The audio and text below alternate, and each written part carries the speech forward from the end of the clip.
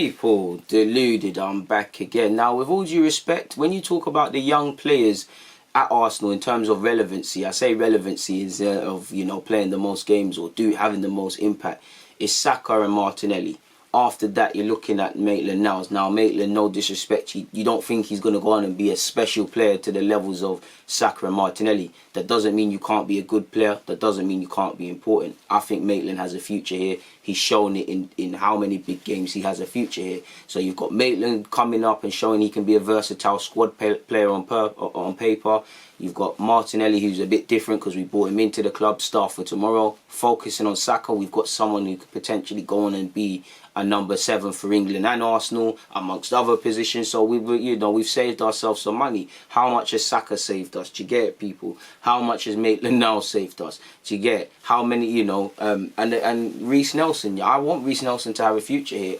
I'm not the one to hype players up and do all of these things and stuff. I don't think it's a bad thing. Some man got to go and be Saka. Some man got to be squad player. Some man got to be rotation options.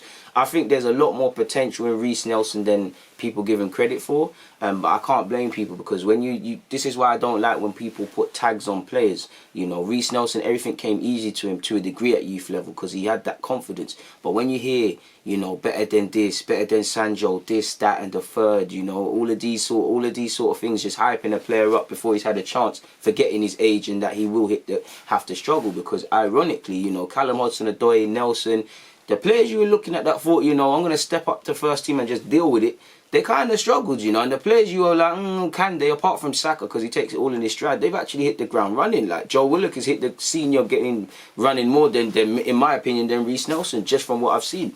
And obviously when he's compared, same with Emil, when he's linked, when they call him the best talent since Jack Wilshere, which to a degree it looked true, you can't really combat. But I think Nelson can be a decent player. He can play on the left, he can play on the right, he can get assists, he can play in the 10. I like Nelson a lot, man. I think you can't even rule out him having a spell at right wing back if it need be, because he has done that before. I like him a lot. He's skillful. I think what lets him down is that he's a confidence player. And again, I understand it, but you've got to have that hard bodiness, take everything in your stride sort of thing. I think he really is a confidence player.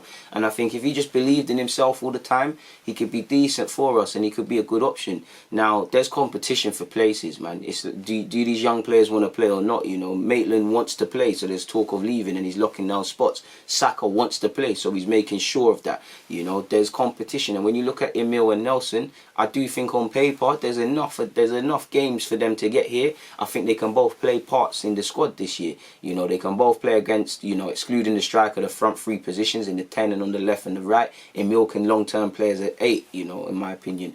But if we look at the current system, for both of them, they're probably fighting the wingers first and foremost. They're fighting the wingers for spots. Aubameyang has locked down that left-hand side. Nobody's getting that. You've got Pepe and Saka complicating things on the right as well as the left. Do you get it? So you've got some strong competition within the 10 role. Willian, he can play again. He can come and complicate things on the left and right as well. But I want to see Willian in the 10. To be fair, I want to see Xhaka, Ceballos and Willian. I think that we could get away with that. Willian obviously complicates things. And if we look at it on paper, Joe Willock's been given more opportunities in that 10 role / false 9 at times. So he's seen as a better option on paper than Emil and Nelson within that role, which I don't believe. Because I think Emil's Joe would have better luck as an 8, or maybe even, I think Joe has more of a chance of making it as a 6 than he does as a 10 at this club. I want to be wrong and I want Joe to make it regardless, so it's not an issue. But there's comp for places, people. There's comp on the flanks. There's comp out. There's comp in the middle. Especially when we play 3 at the back, you know we're going against it. There's less attacking positions available. So if they want to play games, they really have to show they're here to play games.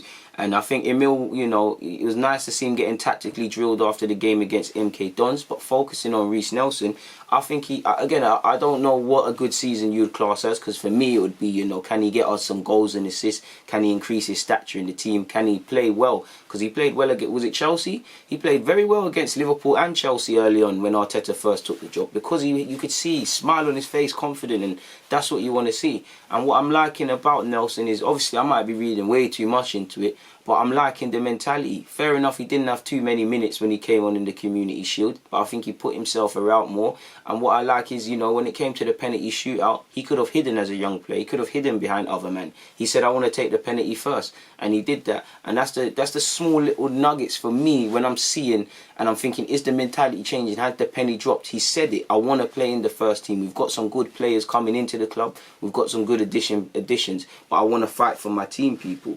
Like, well, the man himself said, for me, it's about getting myself in the starting 11. The boss has made a lot of changes and brought a lot of top players into the team.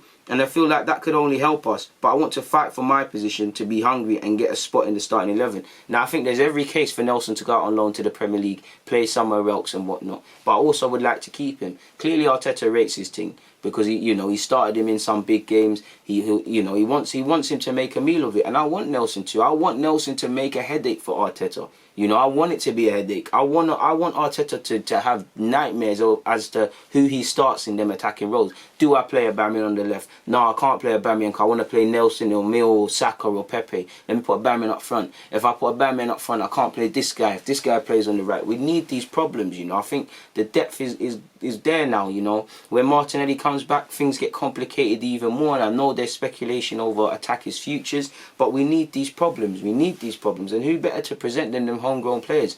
And obviously, sadly, if Nelson don't develop and he just plays well and we say we want to sell him, you know, can that be 30, 40 million? Even though I don't want that to happen. I think Nelson has a future here. I think with Saka, he can carry this Hale End badge for Arsenal. I think he can be an important player for Arsenal. But it's not down to me to hype him up. It's down to him to do it. So on that note, there's nothing more to say. I'm going to get out of here. You lot know it's always a pleasure. DG.